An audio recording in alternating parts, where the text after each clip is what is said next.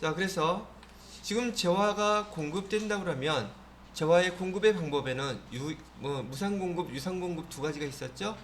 유상 공급이라고 하는 것은 매매 계약이 됐던, 가공 계약이 됐던, 교환 계약이 됐던, 하여튼 다 재화의 공급이에요. 자, 근데 우리가 조금 전에 계속 1시간 동안 설명했던 것은 바로 이 간주 공급, 즉 무상 공급인 경우에 이 네 가지에 대해서 돈 받고 공급한 것은 아니어도 거기에 해당되는 부가가치세, 예수금 계산해서 납부하라 그랬었죠. 예, 얘네들을 전 메인 매출 전표에서 입력하는 것은 14번 건별 부가세 이용을 입력하는 것인데, 얘는 세무 2급 배울 때 그때 연습하도록 하겠습니다.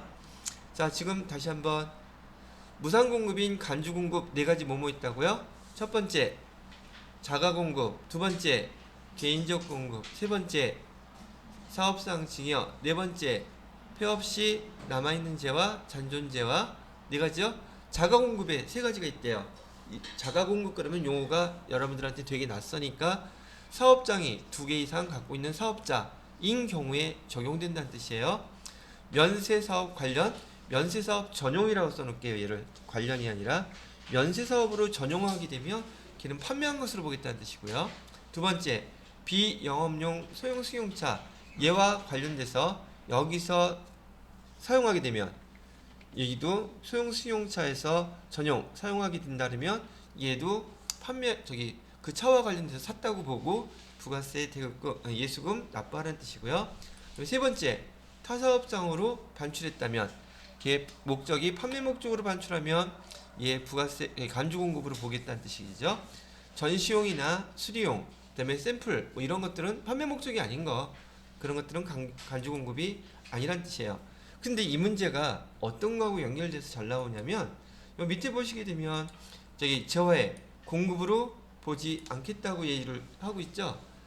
다음과 같은 세 가지 항목은 재화의 공급으로 안 본다고 했으니까 당연히 부가가치세가 부과될 일이 없겠죠. 첫 번째, 담보. 담보라는 용어는 우리가 맡겨놨다는 뜻이에요. 우리 지금 판매를 해야지 재화가 공급된 것이고, 판매를 해야지 재화가 공급돼야지 부가세가 부과된단 말이에요. 그럼 여기 지금 보시면 담보는 맡겨놓은 거지 판 게 아니잖아요. 예를 들어서 지금 우리 집 하나 지금 살라 그래요. 집에서 부모님이 아니면 여러분이. 그러면 돈이 모자르니까 집을 갖다 사기 위해서 여기 은행에다가 담보로 맡기고 그다음에 돈 빌리겠죠. 그다음에 어느 기간 동안에 돈을 할부로 계속 내겠죠. 자, 그렇다면 그 집을 담보로 대출받았다면 그 집을 은행에다가 판 거예요? 아니면 잠깐 맡긴 거예요? 맡긴 거지. 담보의 설정의 의미가 뭐예요? 만약에 의무, 불이행하게 되면 그거 내가 처분해가지고 은행에서 대출해 준 거 회수하려고 그러겠죠. 그게 아니라 내가 계속 돈 내기로 한 그 약속한 것만 잘 지키면 그 부동산의 명의는 누구 명의로 돼 있어요? 계속 어차피 여러분들 명의로 돼 있을 거 아니겠어요. 그러면 이건 재화가 공급된 게 아니죠. 맡긴 거니까 부가세, 그래서 부과 안 한다는 얘기. 재화의 공급 아니에요. 담보는. 두 번째, 사업의 양도. 원래 또 사업의 양도라고 한 거라고 양수도라고 그러는데, 이것도 한번 보세요. 이거 되게 내용은 간단한 건데 내용을 이해하고서 보면은 굳이 외우지 않아도 되니까.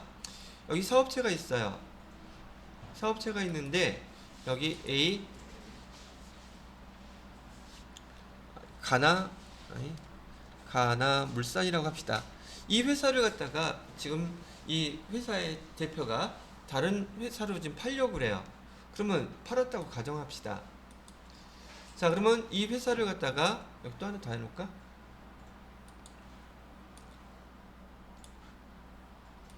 여기다가 뭐 왕창물산이라고 합시다. 왕창물산에다가 이 회사를 갖다가 팔았어요. 자, 이렇게 팔게 되면은 가나물산에서는 여기 재화죠. 회사가 재화니까 당연히 여기다가 세금계산서를 발행할 거예요. 세금계산서. 자, 가격은 10,000원이었다고 가정을 하고요. 부가세 예수금 청구하겠죠. 이렇게 해서 팔았어요. 그럼 매출세금계산서를 갖고 있고, 왕창물산 입장에서는 반대로 여기 사업체를 샀으니까 매입세금 계산서 받겠죠. 그럼 매입세금 계산서는 어떻게 기록되겠어요? 뭐 매입세금 계산서는 이렇게 기록되겠죠. 파란색으로 할게요. 세금 계산서. 그래서 회계 담당자인 여러분들이 뭐라고 입력해 놓겠어요? 10,000원. 부가세 대급금은 1,000원. 안 보이니까 이렇게 해놓겠죠. 자, 그렇다면 국가 입장에서는 지금 가나물산으로부터는 지금 부가세 예수금 1,000원을 받아들이겠죠. 징수했다고 쳐요. 그러면 여기 왕창물산 입장에서는 1,000원은 다시 공제해줘야 되죠. 매입이니까. 그러면 부가세 예수금으로 1,000원 받아뒀던 거 1,000원 그대로 공제해주게 되면 국가 입장에서 남는 게 있어요, 없어요? 아무것도 없잖아. 그죠? 이렇게 사업체를 갖다가 여기 보통 여기 명칭으로는요, 포괄 양수하고 양도하고 사고 팔고 했다는 얘기예요.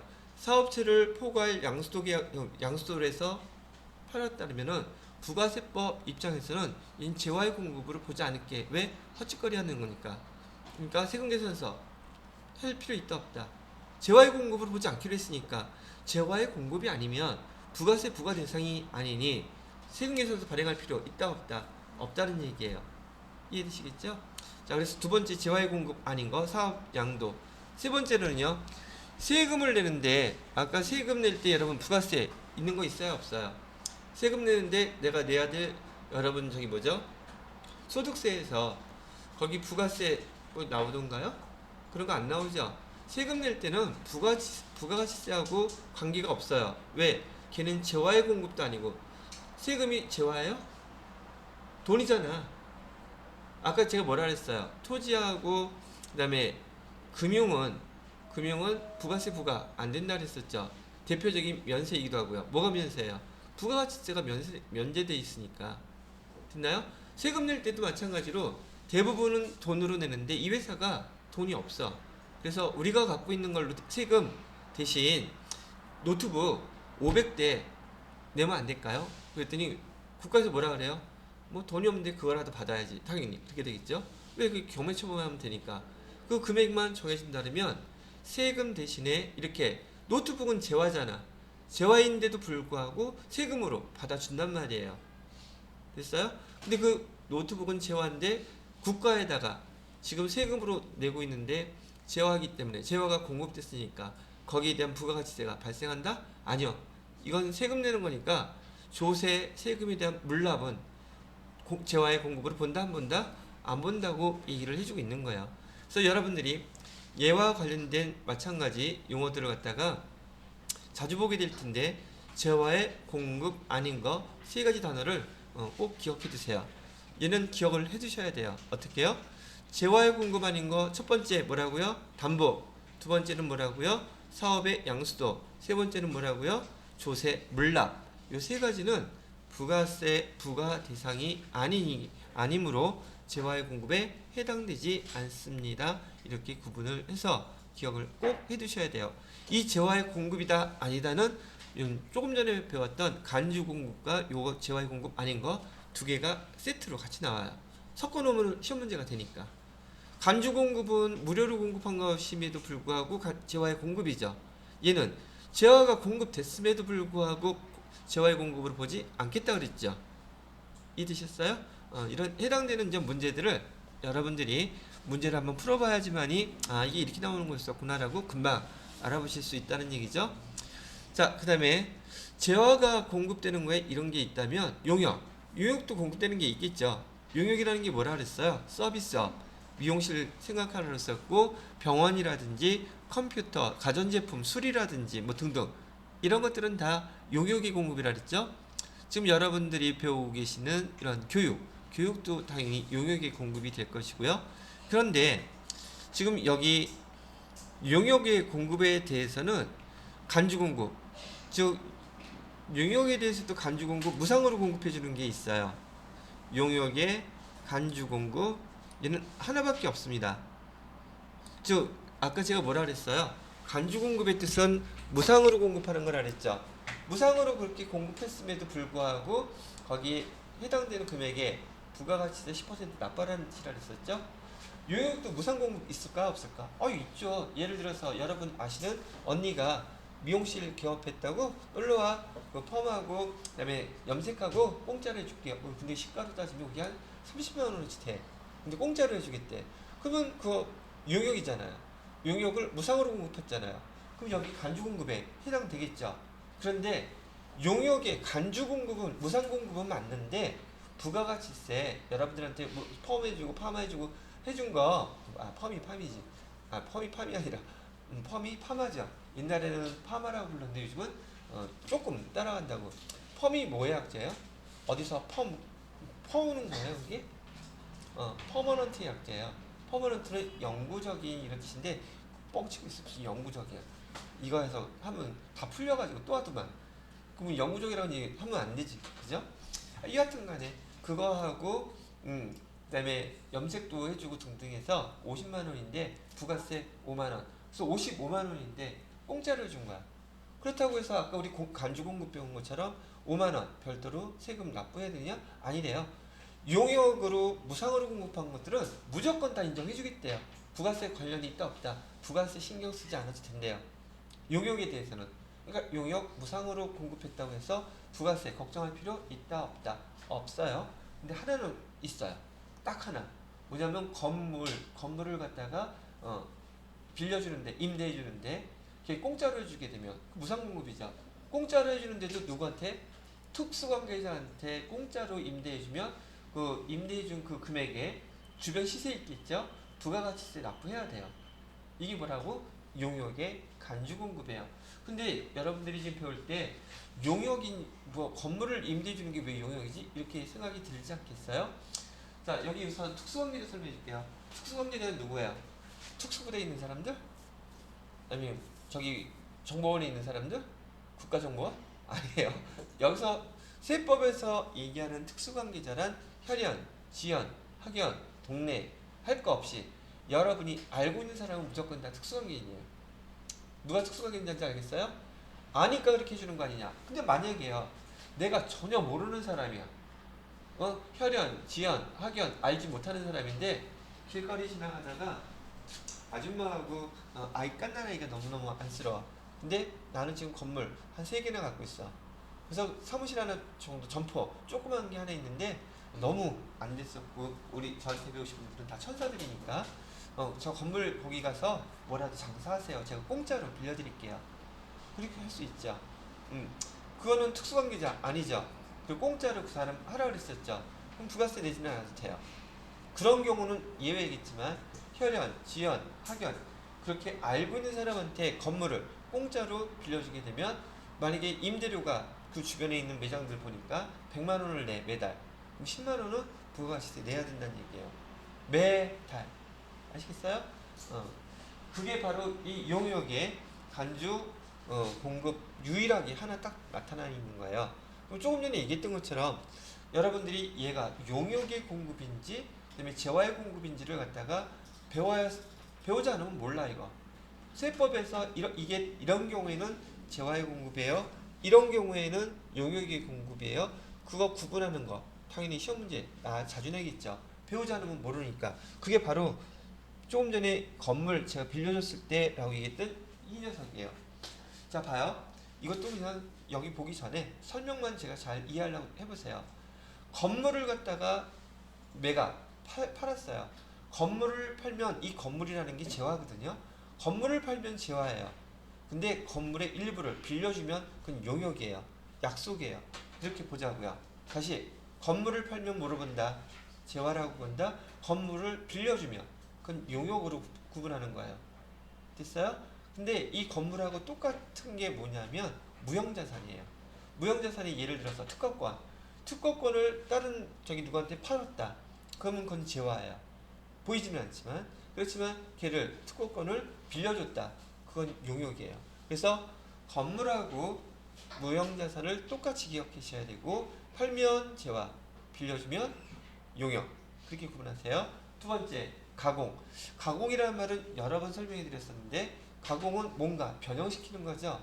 그래서 제가 예를 좀 많이 들은 게 어디냐면은 제가 다녔던 이랜드라는 회사가 의류 그때 당시에 의류가 상당히 많이 판매가 됐던 회사인데 자체 공장이 없어요. 자체 의류 만드는 공장이 없는데 그 옷을 어디서 만드냐? 디자이너들은 되게 많아요. 디자이너나 원재료 같은 건 다 사갖고 와가지고서는 우리나라 옛날부터 전통적으로 가내수공업, 즉 의류에 대한 관련된 그 수공업 업체들, 소규모 업체들이 되게 많습니다. 수백 군데, 수천 군데가 돼요.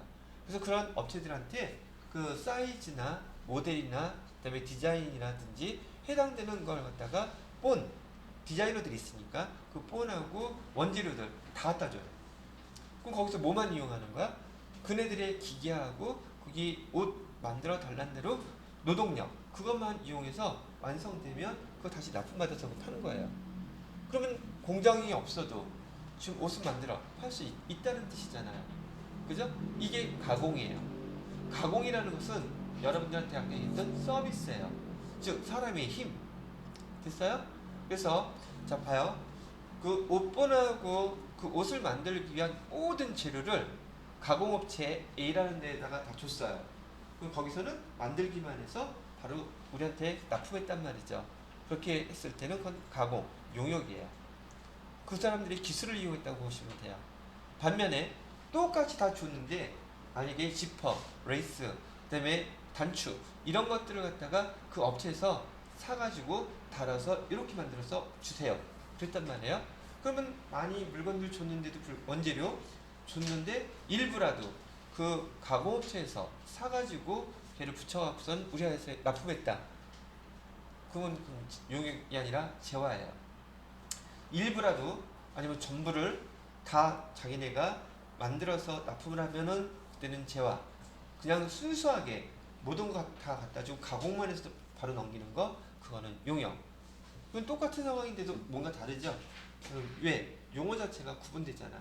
가공에서도 일부나 전부를 사가지고 납품하게 되면 재화가라 그런 거 없이 전적으로 만들기만 해서 납품했다 하면 용역으로 봐라. 이게 구분이니까. 세 번째가 건설업이에요.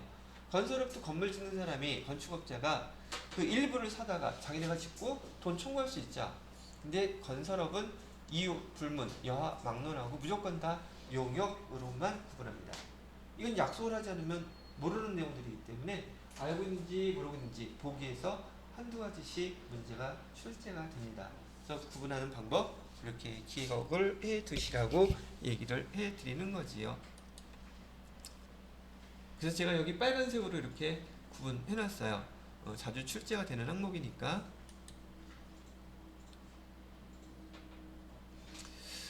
자, 그 다음에 3번은요. 3번은 그냥 내용만 이해하고 넘어가시면 되겠습니다. 얘는 시험 문제 출제가 거의 안 되고 내더라도 여러분들이 구분하기가 조금 지랄 같아. 그래서 이렇게 구분하라고 얘기만 해드리고 넘어갈게요. 얘는 크게 두 가지를 이렇게 구분합니다. 주된 재화 또는 주된 사업 두 가지로 나눠요. 우선 첫 번째 주된 재화부터 설명해 드릴게요. 아니 주된 재화는 내용은 이런 거예요. 보통 여러분들 스마트폰 사게 되면 가족들하고 또 친구들하고 뭐 결합을 하게 되면 뭐 할인해주고 뭐 또 주는 거 있잖아요. 있죠. 지금 주된 재화가 과세 품목이냐 면세 품목이냐에 따라서 그렇게 우리 서비스로 주는 것들이 있죠. 그거에 대한 부가가치세에 대한 걸 누가 부담하느냐 그걸 갖다 구분하는 건데 여기 한번 보세요. 스마트폰은 과세 품목이에요. 면세 품목 아니란 말이죠. 자, 이거를 사게 되면 얘를 사게 되면 스마트폰을 사게 되면 스마트폰 얘를 과세 품목을 사게 되는데 LED TV를 갖다가 준대요. 저 이거 몇 번 받았어요. 왜 스마트폰이 아니라 그 요즘은 인터넷 있잖아요. 인터넷 그거 바꾸면은 지난번엔 KT에서 5G로 바꿨더니 그 32인치 LED TV 공짜로 주더라고요. 물론 일정한 기간 동안에 사용하기를 약정을 해야지만 되지만 그러면 이 LED TV도 지금 부가세가 부과되는 과세 품목이죠. 그죠? 이거는 여러분들한테는 상관없어요. 이거를 공급하는 회사, 주는 회사, 그 회사에서 부가세 예수금을 내야 되느냐 말아야 되느냐 지금 그 문제인 거예요. 그래서 주된 재화가 과세 품목이고 부수적인 재화로 LED TV를 공급한다. 그럼 얘는 과세예요. 그래서 여기 LED TV에 해당되는 것만큼의 부가가치세 이 회사에서 납부해야지 돼요. 재화가 공급된 거잖아요. 이거 지금 구분할 줄 알겠죠? 여러분이 처음 듣는 용어임에도 불구하고 재화가 공급이 됐다 안 됐다 이건 되게 중요한 개념이거든요. 근데 지금 자꾸 반복해서 들으면 알고 보니까 별거는 아니었어. 아 별거 아니에요. 우리 주변에서 허구한 날 벌어지는 일이니까. 봐요. 이번에는 세계 대백과사전 얘 지금 책이죠. 주된 상품 자체가 여러분 어디죠? 홈쇼핑에서 보시게 되면 겁나게 많아. 이거 책을 사게 되면 그 따라오는 것들이 되게 많죠. 그죠? 자 그러면 책은 우리가 배웠던 것처럼 얘는 면세 품목이에요. 얘 책을 사면 밑에 책장은 과세 품목이죠. 면세 품목 아니잖아. 그러면 얘에 대해서 부가가치세 내야 되겠죠. 이것도 재화가 공급되는 거니까. 사는 소비자 입장인 여러분 입장에서는 세계 대백과사전을 사면 이 책장까지 준대요. 공짜로. 그러니까 난짝 사겠지. 근데 이걸 파는 회사 입장에서는 주된 재화가 뭐예요? 책이잖아. 면세 품목이면 여기 책장 과세 품목인데 이 과세 품목에 대한 부가가치세 납부 안 해도 된다는 얘기예요. 재화를 팔았을 때. 아시겠죠? 자, 그 다음에 피아노 레슨도 교육이죠. 교육이니까 면세. 1년치 피아노 레슨비 내면은 전자피아노 한 대 주겠대요. 전자피아노는 면세 품목 아니죠. 얘 책장하고 똑같은 케이스예요. 이해되셨어요? 이렇게만 기억해 두시면 돼요. 아, 근데 우리 주변에서 이렇게 보너스로 덤으로 딸려오는 것들 있지 않아요? 장사하는 사람 입장에서 회사에서 이게 덤으로 주면 손해 볼까요? 아니면 그것도 다 계산에 들어가 있을까요? 보통 우리 규모의 경제라는 거 아시죠? 우리가 하나 사는 것과 사업자가 100대, 1000대 사는 것과는 가격이 달라지죠. 뭐 그런 것 때문에 그런 이유로 해서 이렇게 끼워주기 할 수 얼마든지 있다는 얘기예요. 자, 이번에는 여기 한번 비교해 보세요. 우리 제조업이라고 그랬었는데 제조업은 뭐 대부분은 다 과세 사업이겠죠. 아까 노트북 얘기했었잖아요. 노트북 과세 사업이에요. 즉 우리가 제품으로서 노트북을 팔게 되면 부가세 예수금 당연히 발생하겠죠. 자, 그러면 아까 얘기했던 금융업은 제가 면세라 그랬었죠. 금융업에 뭐뭐 있다 그랬어요. 은행, 증권회사, 보험회사 이 세 가지 기억하시면 돼요. 그 이외에도 더 있어요. 대표적인 거니까. 자, 근데 이 과세사업 제조업하고 금융업에서 똑같이 토지나 건물을 갖다가 팔 때 과연 부가세가 부과되는지 안 되는지, 그다음에 재화로 보는지 안 보는지, 이게 지금 관건인 거예요. 자, 봐요. 제조업인 경우에는 주된 사업 자체가 과세예요. 근데 부수되는 거, 이 제조업에서 자기네 갖고 있던 땅 팔았대요. 근데 땅은 대표적인 면세 품목이라 그랬죠. 부가세가 부과될 리가 없죠. 당연한 거예요, 이거. 근데 건물을 팔았어요. 건물은 과세 품목이죠. 주된 사업도 과세, 건물도 과세. 그러니까 당연히 건물 팔 때 부가세, 대급금, 예수금 다 당연히 세금 계산서 주고받고 해야 되겠죠. 그 뜻이에요. 근데 여기 면세업인 금융은 어때요? 자, 면세업인 금융회사, 은행에서 자기네가 갖고 있던 땅 파니까 이것도 땅, 토지는 면세니까 부가세 상관없겠죠. 근데 문제는 얘예요, 얘. 면세업이 주업인 그 은행에서 자기네가 갖고 있던 건물 팔잖아요. 근데 거기 부가세가 부과 안 된대요. 왜? 주 사업이 면세여서 부수되는 거. 금융업의 주된 사업은 금융업이지 부동산 팔고 사고 하는 게 아니거든요. 그때 건물에 대해서 세금 계산서 발급한다 안 한다? 그 부가세 이익 없다고요. 그래서 주된 사업이 뭐냐, 주된 재화가 뭐냐에 따라서 이렇게 부수되는 것들 구분을 하라는 용어가 가끔 나오긴 하는데 정 이해가 안 되시면 찍으셔도 되고, 그냥 제가 설명해 드린 대로 뭐에 따라서 움직이는데 주된 사업이 면세일 때 건물은 원래 과세지만 얘도 면세로 해준다. 요게 주된 내용이에요. 나머지 거는 원칙적으로 따라가면 된다. 앞이 주된 사업이 과세건 면세건 간에 토지는 무조건 면세, 건물은 원래 과세. 근데 주된 사업이 은행처럼 금융업일 경우 주된 사업이 면세 사업이니까 부수되는 건물은 원래는 과세지만 면세를 해주겠다. 이런 정도만 구분을 해두시면 되겠습니다. 자, 그래서 교재도 잠깐 한번 보고 94페이지에 보시게 되면 94페이지에 과세 대상 거래에서 재화의 공급. 그럼 재화가 뭐냐? 재화 그냥 간단하게 그렇게 생각했어요. 재산상의 값어치가 있는 물건. 자, 그 다음에 일반적인 재화의 공급은 일반적인 재화가 공급됨으로 인해서 부가가치세가 부과되는 그런 거래는 1번, 2번, 3번, 4번 이렇게 있대요. 그 다음에 4번에 특수한 재화 공급, 특수한 재화 공급이라고 쓰지 말고 옆에다가 밑에다가 간주 공급이라는 용어로 써놓으세요. 특수한 재화 공급이라는 용어 잘 쓰지 않습니다. 여러분 자격시험에서는 간주 공급 별표 3개, 별표 5개 해야지 장수표도 십자가 나올래나?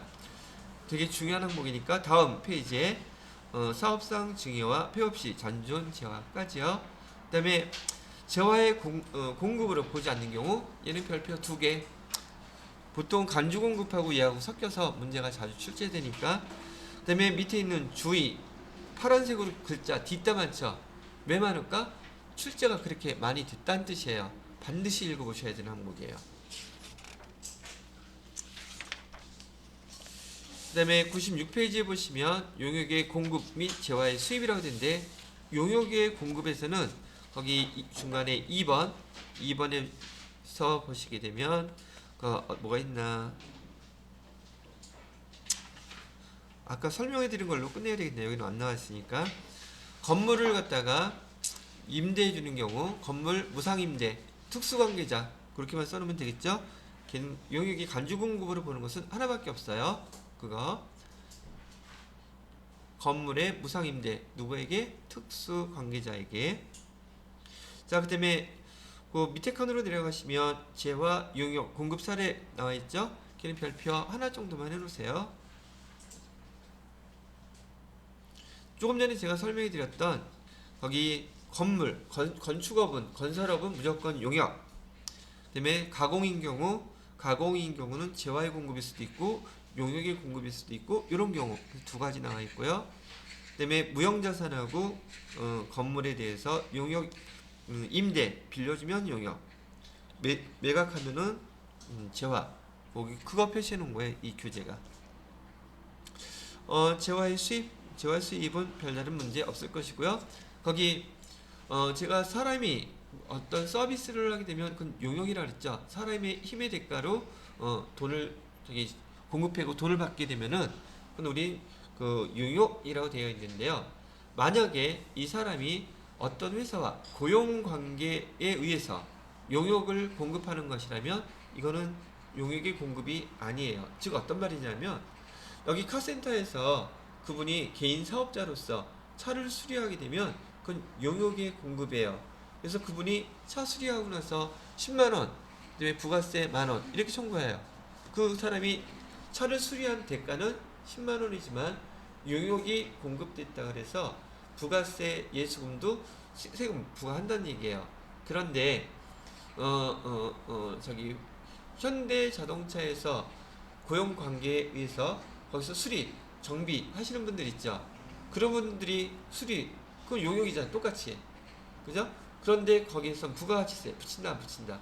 그 사람의 용역에 대해서는 그건 용역이라고 보지 않는다는 뜻이에요. 그 개인한테 청구하는 게 아니라 그 회사에서 청구하겠죠. 사업자가. 그래서 개인적으로 그렇게 회사에서 고용관계에 의해서 용역을 제공했다 하더라도 그 사람 용역 별도로 해가지고 거기에 플러스 부가세가 부과되는 게 아니라 그 회사 자체 내에서 그 수리 의뢰한 회사 사람한테 부가세 부과해서 청구하는 거예요. 회사가 청구하는 거지 개인이 청구하는 게 아니란 뜻이에요. 뭐 그 얘기입니다. 그래서 고용관계에 따라 근로를 제공하는 것은 용역의 공급으로 보지 않는다. 요거 말 뜻이 뭔지 몰라서 보기에 나왔던 문제였었거든요, 이게. 그다음에 그 97페이지에 부수 재화 및 부수 용역 공급, 조금 전에 주된 재화, 주된 사업, 거기다가 동그라미 쳐놓으시고 구분을 그렇게 하더라. 그다음에 밑에 주의, 그래서 주된 사업에 대해서 그렇게 면세, 과세 나타났던 것들에 대해서 표시를 해놨는데, 하여튼 참고로 했으면 보시면 되겠습니다. 자, 그 다음에 재화의 공급 시기, 여기도 별표 이유는 하나 정도만 해놓으면 되겠어요. 될 때도 있고 안 나올 때도 있고 그렇긴 한데, 우선 여기서도 마찬가지로 용어가 좀 설명이 돼야 될 것 같아서. 아, 근데 이거 시간 끝날 시간까지 못 맞추겠는데, 이거 후다닥 나간다고 좋을 일이 아니니까 오늘 수업은 여기까지만 하겠습니다. 내일은 여기 지금 재화의 공급 시기, 여기서부터 설명을 다시 해드리도록 하겠어요. 자, 그리고 지금 여러분이 다시 교재 몇 페이지를 보시냐면 94페이지 94페이지에서 간주 공급하고요, 95페이지에 파란색 글씨로 쓴 거 있어요. 그 부분 지금 바로 읽어보세요. 천천히 잘 읽어보시고,